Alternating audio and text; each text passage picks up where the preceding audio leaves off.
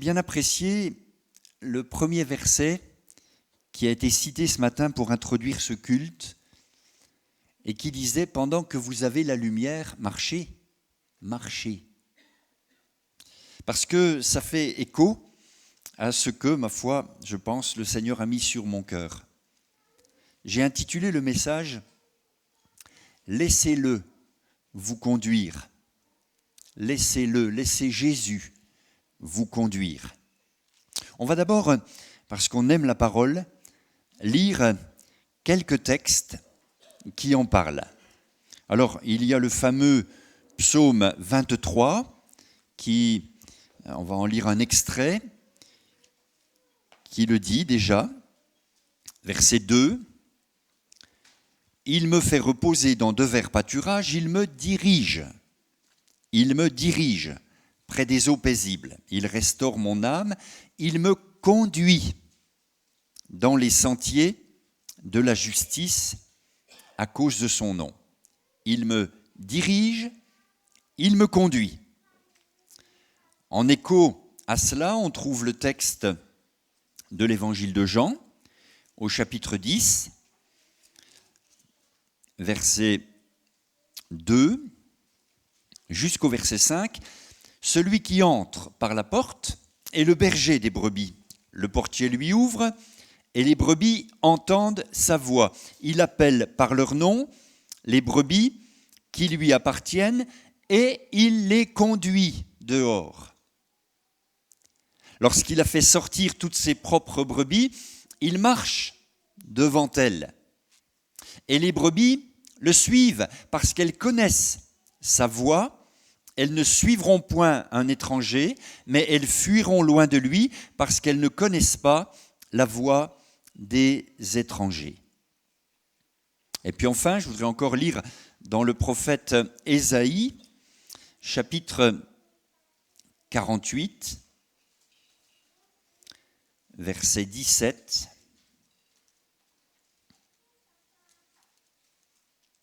« Ainsi parle l'Éternel, ton Rédempteur, le Saint d'Israël, moi l'Éternel, ton Dieu, je t'instruis pour ton bien, je te conduis dans la voie que tu dois suivre. Oh, si tu étais attentif à mes commandements, ton bien-être serait comme un fleuve et ton bonheur comme les flots de la mer. Amen. » Et puis on peut lire encore au chapitre 49, verset 8. « Ainsi parle l'Éternel, au temps de la grâce, je t'exaucerai, et au jour du salut, je te secourrai. Je te garderai, je t'établirai pour traiter alliance avec le peuple, pour relever le pays, pour distribuer les héritages désolés, pour dire aux captifs, sortez, et à ceux qui sont dans les ténèbres, paraissez. Ils paîtront sur les chemins et ils trouveront des pâturages sur tous les coteaux. Amen. » Verset 10, fin du verset 10.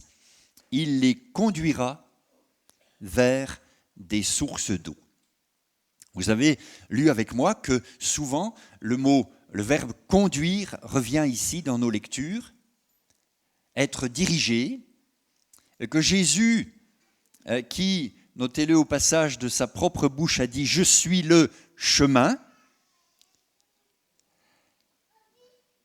Jésus est le bon berger qui veut donc nous conduire. Laissez-le vous conduire.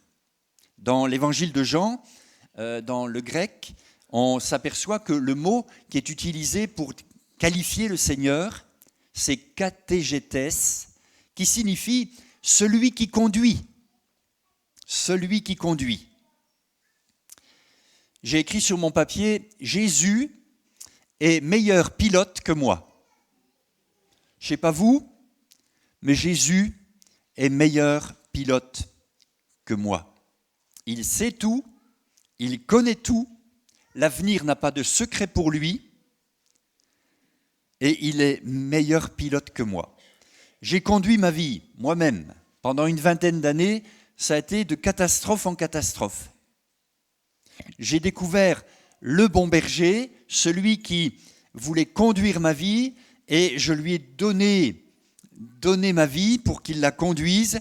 Et je peux vous témoigner, ça fait déjà quelque temps maintenant, qu'il est un excellent pilote. Alors la question que je nous pose, je me mets avec vous, que je nous pose est celle-ci: vais-je lui faire confiance ? Vais-je lui faire confiance ? Il me faut quelque part, dans le sujet que nous abordons ce matin, vous dire qu'il va falloir lâcher prise. Et lâcher prise, c'est un peu mourir pour mieux renaître. C'est perdre ou avoir l'impression de perdre pour finalement gagner. Vous savez que dans les béatitudes, cet adjectif qui revient à chaque ligne, heureux, heureux, heureux, pourrait être traduit par en marche. En marche. Vous êtes heureux si vous êtes en marche. Vous êtes heureux si vous êtes conduit, si vous allez de l'avant sur le chemin de Jésus. Quelqu'un a dit, pendant la guerre, pendant les temps de guerre, un char qui n'avance plus est déjà mort. Un bateau qui ne bouge plus est une cible facile. Un chrétien qui ne bouge plus, c'est une cible facile. En marche, mes frères et sœurs. Nous sommes en marche. Nous sommes invités à nous laisser conduire. Le peuple de Dieu est un peuple qui va de l'avant. Et je me sens tout à fait libre de vous parler ainsi parce que je ne vous connais pas. Et ma foi, si le Seigneur a mis ça sur mon cœur, c'est pour votre bien, pour notre bien à tous. Et il nous dit, et il nous le redit, je veux te conduire. Beaucoup font monter le Seigneur dans leur voiture, passez-moi l'expression, dans leur cabine, et le placent à côté, en disant, bon Seigneur, viens dans ma vie, mais c'est moi qui ai le volant. Hein. Et bénis mes choix, bénis le chemin que je choisis de prendre, Seigneur, bénis-moi. Bon, certes, il vient dans votre vie, il s'installe là, et puis il vous dira dans quelque temps, peut-être même ce matin, bon, tu me donnes le volant maintenant ? Il veut pas seulement être le sauveur, il veut être le Seigneur, le pilote de votre vie. Pourquoi est-ce qu'on a du mal à le laisser nous conduire ? La première raison que je trouve, c'est qu'on a peur. On a peur. On a peur parce qu'on ne sait pas où il nous emmène. Et nos peurs font qu'on reprend le contrôle. Et finalement, on a une vie chrétienne en deçà de ce qu'elle devrait être. Alors que le Seigneur nous dit, mais ne crains pas. Ne crains pas. Vous croyez que le Seigneur qui vous aime va vous emmener dans le fossé ? Vous croyez que le Seigneur qui vous aime va vous conduire dans des choses qui vont vous faire du mal ? Pas du tout.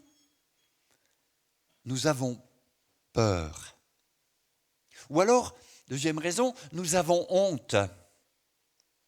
Parce que on sait bien nos faiblesses, nos imperfections, notre péché. Et on veut pas trop que ça se sache, quoi. Mais lui, il sait tout. Alors peur ou honte sont des mauvaises pilotes.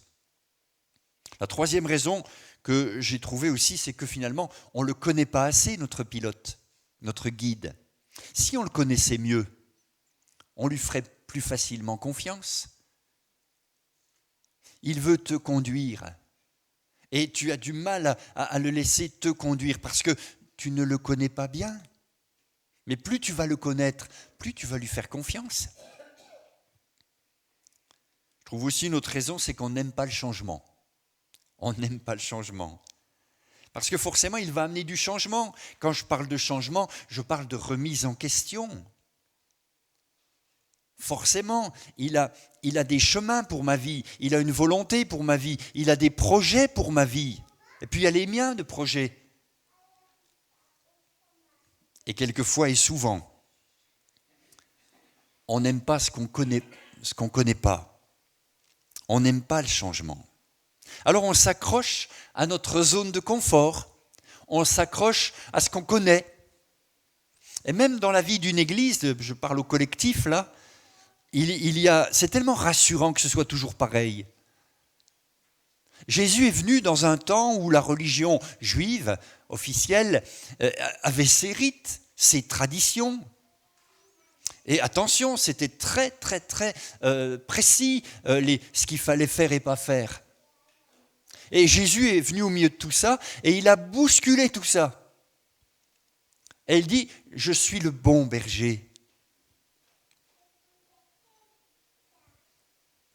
On s'accroche à notre zone de confort, on s'accroche à ce qui nous rassure finalement, on se sécurise avec quelque chose qui finalement peut être complètement une fausse sécurité.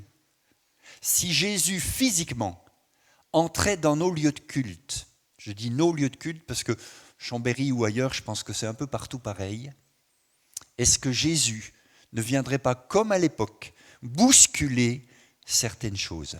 Je ne parle pas de la doctrine, je parle de notre fâcheuse tendance à nous accrocher à ce qu'on connaît, à notre zone de confort.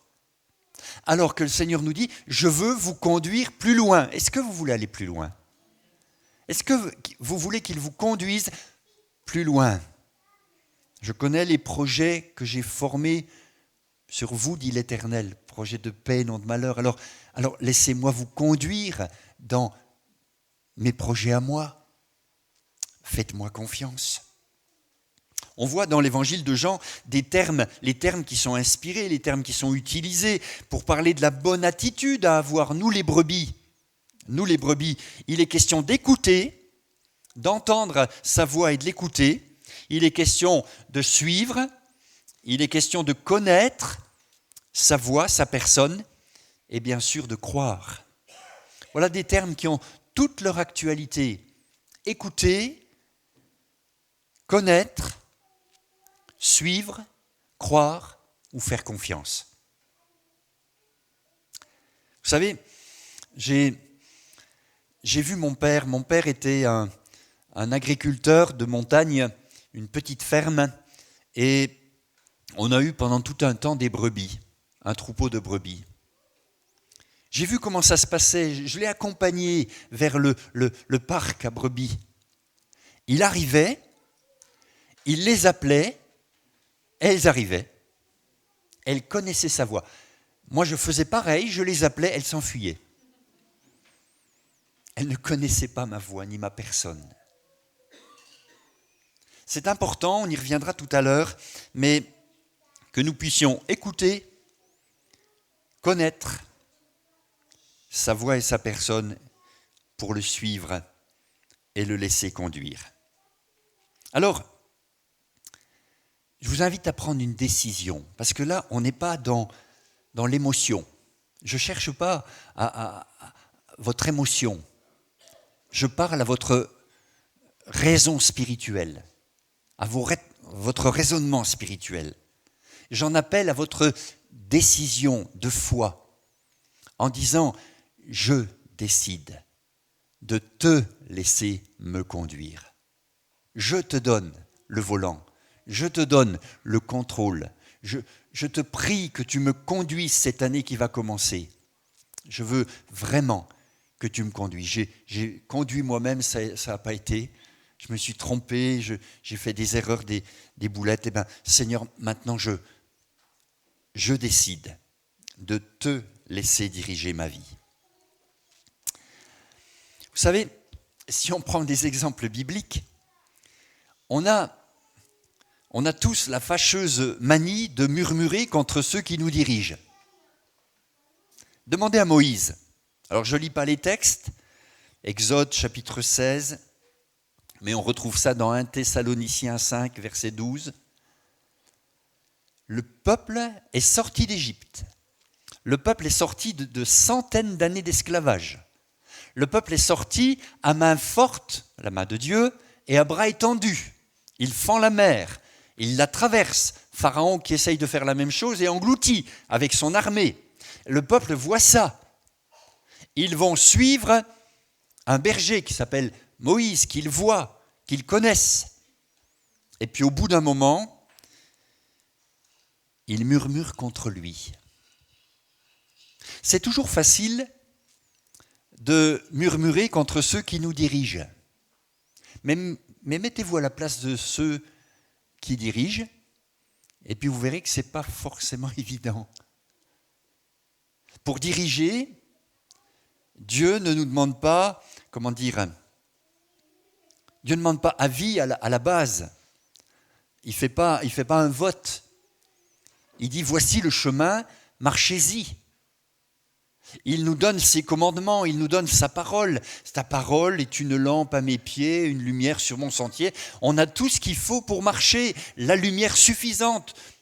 Pas après pas, certes, mais la lumière suffisante. Certes, il ne nous explique pas tout le chemin. De toute façon, on ne pourrait pas le supporter si on savait ce qui nous attend.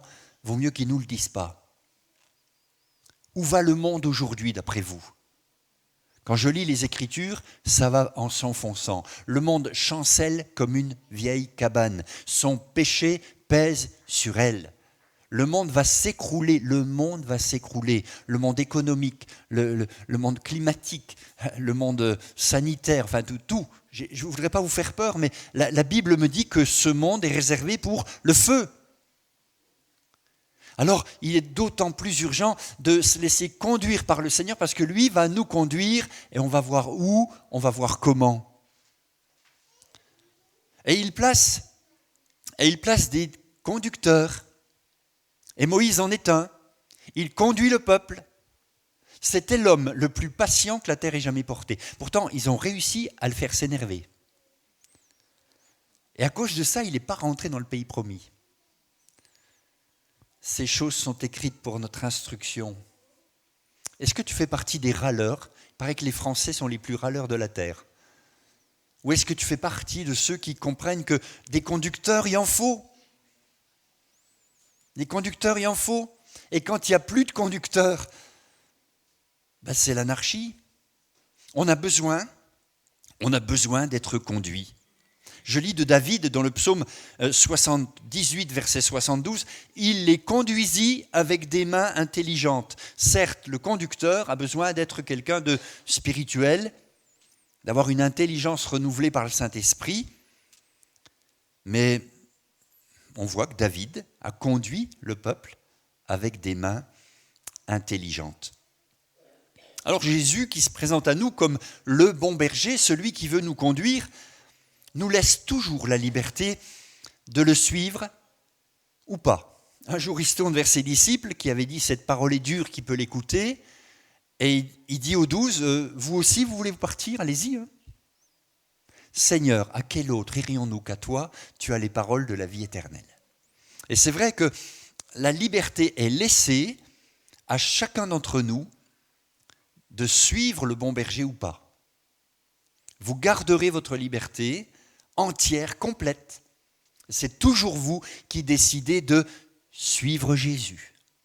Mais je vous conseille tous les matins de dire « Seigneur, je te suis aujourd'hui. Seigneur, je vais encore te suivre. Jusqu'au bout, je veux te suivre, dit un vieux cantique, dans les bons, les mauvais jours, jusqu'au bout. » Amen. Vous savez, la brebis n'est pas forcément l'animal le plus futé. Le plus fort, non. Le plus impressionnant, non. L'éléphant est plus impressionnant. Par contre, la brebis est douée de la capacité de suivre. Et je crois que par notre nouvelle naissance, le Seigneur a inscrit en nous, a inscrit dans notre esprit la capacité de discerner sa voix et de le suivre. Il va même mettre au programme, parce que c'est un bon maître de notre année scolaire spirituelle, Il va même mettre au programme certaines épreuves qui sont là pour notre apprentissage. Et quand on est rodé à sa conduite à lui, il y a quelque chose qui est précieux. C'est un peu comme ça que je fonctionne. C'est la paix de Dieu. La paix de Dieu, quand je l'ai, j'avance. Quand je ne l'ai pas, j'avance plus. Je ne sais pas vous, mais avancer sans la paix intérieure, la Bible dit que la paix de Christ règne dans vos cœurs. Et le mot règne, ça veut dire présider, être assis sur le trône de celui qui préside. La paix de Dieu préside dans vos cœurs. Elle préside dans nos choix, dans nos décisions, dans nos paroles. Que la paix de Dieu règne dans vos cœurs. Alors le texte d'Ésaïe 40 dit « Comme un berger, il conduira ». Comme un berger, il conduira. Un berger, ça conduit. Bon, ça ne fait pas que ça donne à manger aussi aux brebis, ça leur fait trouver de verts pâturages, ça les soigne aussi, mais ce n'est pas le propos ce matin. Mais un des aspects du ministère de berger, celui de Jésus, mais aussi celui de tous les bergers qu'il appelle, c'est de conduire. Comme un berger, il conduira. Je vous lis ce verset 11 d'Ésaïe 40. Ça vaut le coup de s'y arrêter un instant. Verset 11. Comme un berger, il paîtra son troupeau, il prendra les agneaux dans ses bras et les portera dans son sein, il conduira les brebis qui allaitent. C'est très intéressant. Je vois ici deux catégories de personnes, de régimes, de traitements différents. Ésaïe, comme Jésus d'ailleurs, fait la distinction. Il y a les agneaux, et les agneaux, eux, sont pris dans les bras du berger, portés dans son sein. Et puis, il y a les brebis qui, elles, sont capables de marcher par elles-mêmes et qui vont être conduites. Et on va voir que ce sont les brebis qui allaitent qui sont conduites. Intéressant. Alors, es-tu agneau ou brebis ? Je viens de vous dire que les deux ne sont pas traités de la même manière. Je crains que beaucoup ne préfèrent le statut d'agneau à celui de brebis. Pourquoi ? Parce qu'on aime bien être porté. Nos petits-enfants sont passés nous voir avec leurs parents vendredi soir. Et Ruben, il a foncé vers sa grand-mère qu'il a failli renverser. J'ai vu tout à l'heure une mamie être prise au cou par sa petite fille, je pense. C'est fort l'étreinte d'un enfant. Elle m'a dit encore hier soir, je suis toute chose, quoi. On aime être porté. Il fallait qu'on le prenne dans nos bras. Et puis il y a eu cette étreinte qu'on aime tant d'un petit-fils, d'une petite fille qui vous dit bonjour. Il n'y a pas de calcul. C'est spontané. Alors on aime être porté. On aime être porté. Je veux être juste. Pourquoi est-ce qu'il est dit que, en faisant paître le troupeau, le berger porte les agneaux ? Il faut que l'agneau, très tôt dans son existence, s'habitue au berger, s'habitue à sa voix, s'habitue à sa personne, s'habitue à son odeur. Et quand il sera grand, l'agneau, quand il sera devenu une brebis, tout ce qu'il a enregistré dans son enfance d'agneau lui permettra de venir vers le berger en toute confiance. C'est ce que je disais tout à l'heure. Mon père il les appelait, elles venaient. Il connaissait sa personne, son odeur, sa voix. Il les avait prises dans ses bras, toutes petites. Alors il y a un temps comme ça dans la vie chrétienne, où on est des enfants, des agneaux. Et le Seigneur aime nous prendre dans ses bras. Et on a quelque part en nous le souvenir de ces moments où c'était quand même bien le début. Hein. Mais tout ça, c'est un apprentissage. Et l'anomalie que je constate, c'est qu'on veut rester agneau. On veut rester dans les bras. On est si bien. C'est lui qui marche. Moi, je fais rien. Non, ça va un temps. On ne reste pas des enfants.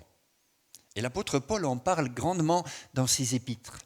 Vous qui depuis longtemps devriez être des hommes, des femmes mûrs, vous en êtes encore à avoir besoin de lait, de nourriture pour bébé.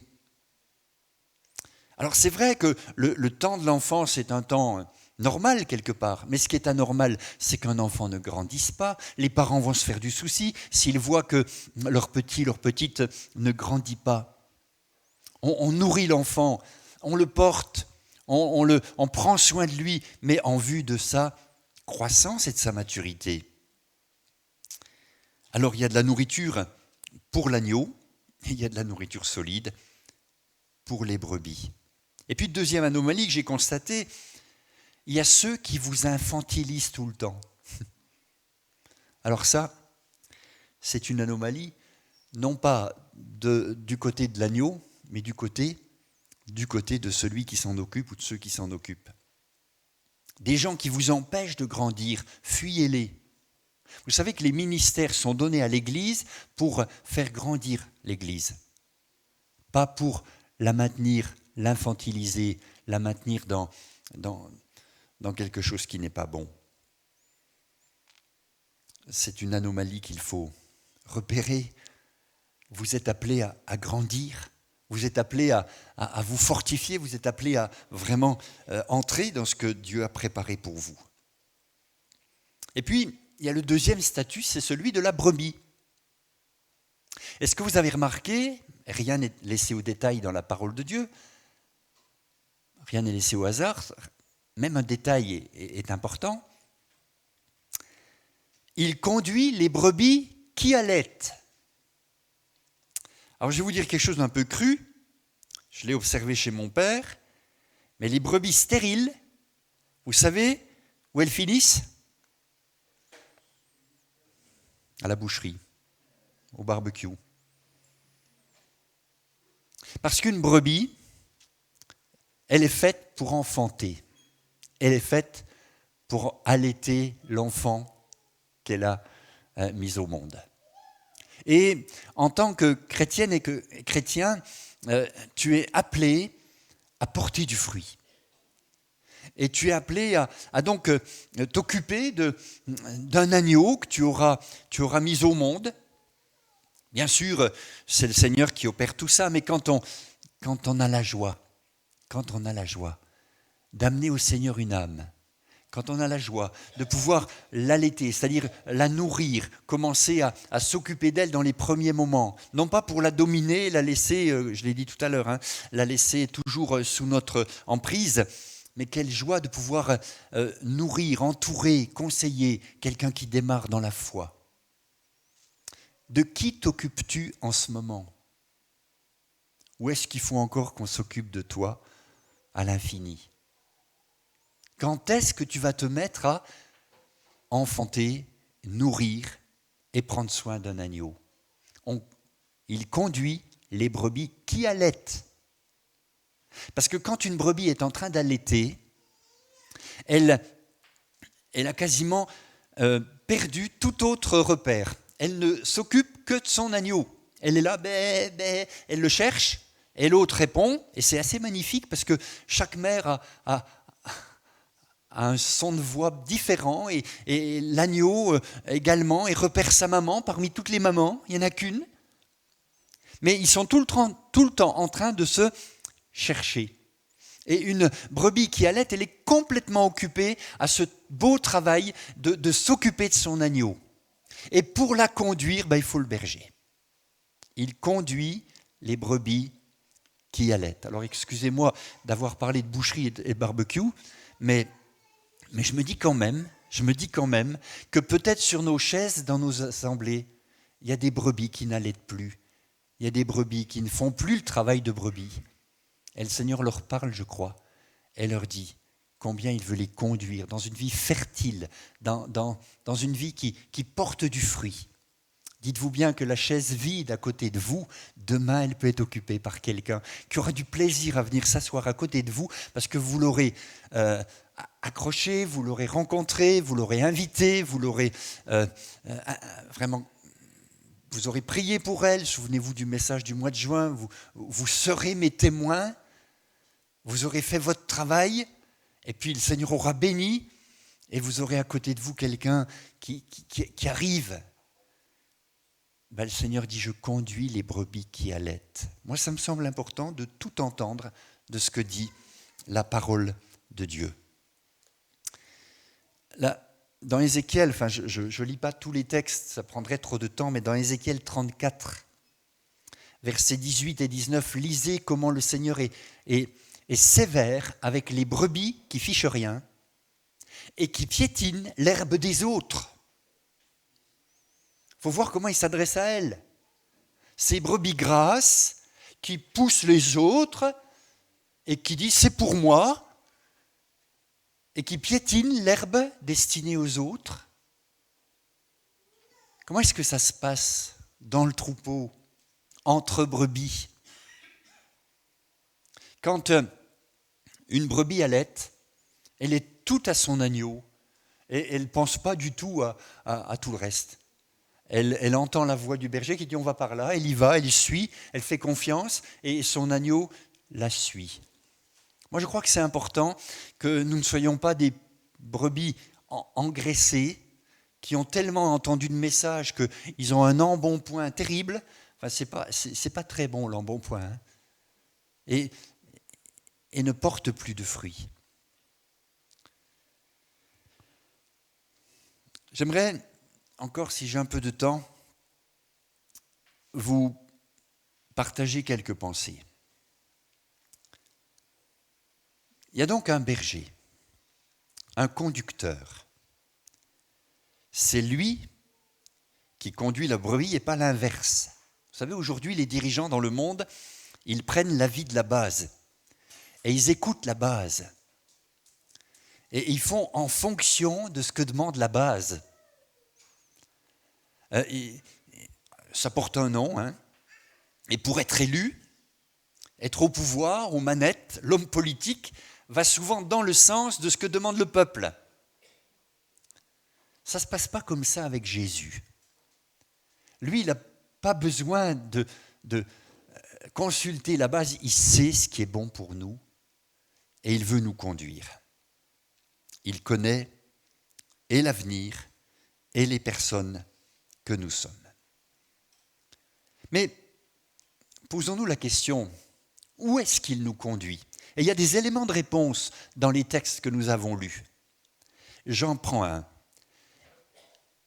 Lorsqu'il a fini d'appeler ses brebis, une à une, par leur nom, c'est assez remarquable parce que si vous êtes allé en Israël ou si vous alliez en Israël à l'époque, mais ça se vérifie encore aujourd'hui dans certains pays, la nuit, tous les bergers mettent en commun leur troupeau dans un enclos pour la protection contre les bêtes sauvages. Et au matin, pour ça que le berger se mettait dans la porte, il mettait ses deux pieds dans la largeur de la porte et il appelait ses brebis et elles passaient entre ses jambes. Je suis la porte des brebis. Voilà ce que ça veut dire. Et les gens comprenaient bien. Et chaque berger venait se mettre dans la porte et il appelait chacune de ses brebis. Et chacune venait, elles connaissent la voix du berger et c'est une expérience à faire, mais chaque berger retrouvait au matin son troupeau de cette façon-là. Extraordinaire. Et puis, j'en viens à ce que je voulais vous partager là, c'est que le berger, une fois qu'il a appelé ses brebis, il les conduit dehors. Vous m'entendez? Dehors. On est fait pour être conduit dehors. On est asphyxié quand on reste tout le temps dans la même salle, tous ensemble, tout le temps. L'église, c'est pas ça. L'église, bien sûr que ces lieux de culte sont importants, et je ne suis pas en train de dire qu'il n'en faut pas. Mais une fois qu'on a repris des forces, une fois qu'on a été nourri, où est-ce qu'il nous conduit? Où est-ce que vous serez tout à l'heure? Vous serez dehors. Où est-ce que vous serez lundi, mardi, mercredi? Vous serez dehors. Vous êtes le sel de la terre, la lumière du monde. Vous avez besoin de briller dehors. Il les conduit dehors. Et beaucoup trop, et ça me semble un gros problème, beaucoup trop d'assemblées pratiquent l'entre-soi. On est bien entre nous. On a un réflexe de repli sur nous-mêmes. Le monde est tellement dangereux, méchant, etc., que, allez, c'est juste entre nous, quoi. Au bout d'un moment, c'est asphyxiant. On manque d'oxygène, parce que l'oxygène, elle est dehors. Et il les conduit dehors. Oui, c'est dangereux. Oui, il y a des ténèbres. Oui, il y a des gens, mon Dieu, comment que ça va aujourd'hui dans le monde? Mais c'est là que le Seigneur veut nous conduire. Et moi, je crois que notre santé spirituelle en dépend. Certes, je vous demande de venir aux réunions, je vous demande de venir vous nourrir, je vous demande de prendre ce temps de communion avec vos frères et sœurs, je ne suis pas en train de dire le contraire. Mais pour qu'une vie chrétienne soit complète et épanouissante, il faut cette conduite dehors. Je suis avec vous, dit le Seigneur, tous les jours. Et demain et cette semaine, peut-être que quelqu'un t'attend justement sur ta route pour que tu sois au contact de cette brebis perdue et que tu l'enfantes dans le Seigneur. Il les conduit dehors. La vie chrétienne se vit plus dehors que dedans. Je prends mes responsabilités, parce que si dimanche prochain vous n'êtes pas en disant « tu as dit qu'on pouvait être dehors », j'aurais tout perdu. Mais je crois que vous êtes intelligent et que vous comprenez qu'il y a un équilibre en tout ça. Et qu'à la fois, il est bon que nous soyons ici, et puis il est bon d'entendre que le Seigneur est celui, le berger, qui nous conduit dehors. Deuxième texte. Il les conduit dans les sentiers de la justice. Et cela signifie qu'après avoir reçu sa justice, je vais maintenant pratiquer ce qui est juste à ses yeux. C'est un chemin un peu difficile, il est étroit, mais c'est sur ce chemin de la justice que je serai béni, encouragé, changé. Faire ce qui est juste ne nous est pas naturel, il faut que Dieu nous conduise sur ce chemin-là. Ta justice ou ta façon de faire la justice n'est peut-être pas forcément la bonne. Si tu laisses le Seigneur te conduire, il va te conduire dans les sentiers de la justice, de sa justice. Je trouve d'autres textes encore, où le Seigneur nous dit où il veut nous conduire. Vous êtes toujours avec moi? Parce que le suivant vient, Osée, chapitre 2, verset 16. Être conduit au désert. Être conduit au désert, une vallée d'affliction, vallée d'accord, vallée de tentation, où Dieu va permettre qu'on soit conduit. Mais Seigneur, je pensais récemment, oui, là, pendant le séjour au Tabor, une chrétienne me disait « Pourtant, je me suis convertie et j'ai encore des problèmes. » Je dis « C'est normal. Voire même, on peut en avoir plus après la conversion qu'avant. » Être conduit dans une vallée d'affliction, de tentation. Mais le texte dit que cette affliction deviendra notre porte d'espérance. Quel retournement de situation, mais c'est dans ces moments-là qu'on apprend certainement les plus grandes leçons de la vie chrétienne, quand on est conduit au désert afin qu'il parle à notre cœur. Je te conduirai, dit le psaume 73, verset 21, par mon conseil.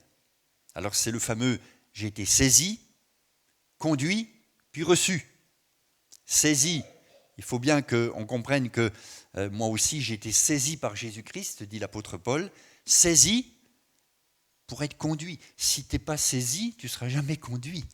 S'il ne t'a pas attrapé, excusez l'expression, elle est un peu forte, mais s'il ne t'a pas saisi, il ne va pas pouvoir te conduire. Et des fois, l'enfant qui court pour traverser la route sans regarder, moi ça m'est arrivé, on en a eu 4. Une fois, ma fille, je me souviens, ma femme était sur l'autre trottoir. Moi, je sortais de la banque et j'avais acheté, je crois, à la boulangerie d'à côté, un pain et puis quelque chose. Et j'ai vu ma fille se précipiter vers moi en croisant la route sans rien regarder. Ma femme parlait avec quelqu'un et elle n'a pas vu. J'ai tout jeté de ce que j'avais dans les bras pour l'attraper. Vous croyez que je lui ai demandé son avis ? Je l'ai saisi, je l'ai soulevé. Ses petites jambes ont continué de travailler, mais ça ne touchait plus le sol. Elle ne pouvait plus aller où elle voulait. Et des fois, le Seigneur est conduit jusque-là à nous attraper, quoi. Parce qu'il sait qu'on court dans la mauvaise direction. Alors il nous attrape, il nous saisit. Laissez-vous saisir. Saisi pour être conduit. Et bien sûr, on veut tous être reçus un jour, être reçus dans le ciel.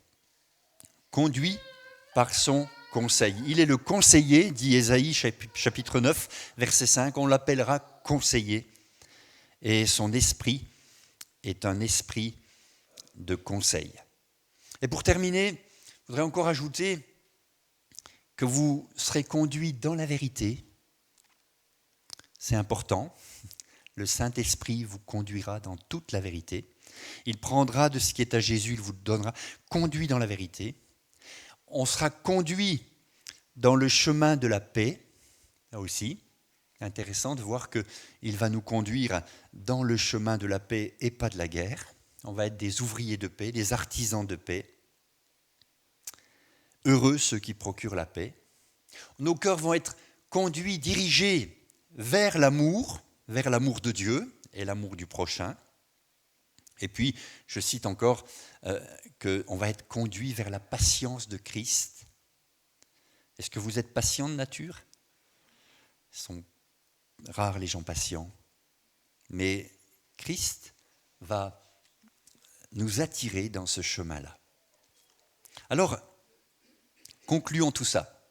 Laissez-le vous conduire. Prenez la décision, une fois que la parole de Dieu a pénétré dans votre cœur, de dire, bon, ok, tu es meilleur pilote que moi, je vais te donner le contrôle des choses et je vais te dire, conduis-moi. Ce serait une bonne décision de rentrer, non ?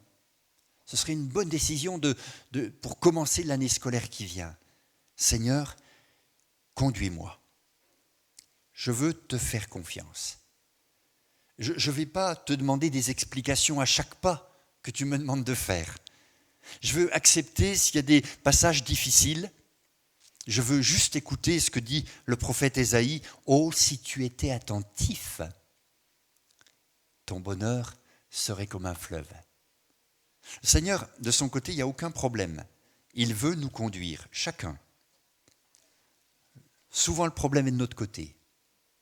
Peur,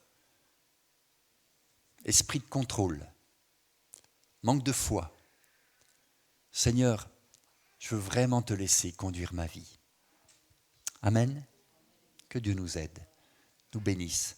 Que sa parole travaille votre cœur, descende au plus profond. Je ne sais pas quels sont vos projets. Le Seigneur les connaît. Mais je vous pose juste cette question. Qui pilote les projets ? Qui est aux commandes de vos projets ? Si c'est vous tout seul, il y a danger. Si c'est dans la volonté de Dieu, il n'y a pas de problème. Que Dieu vous bénisse.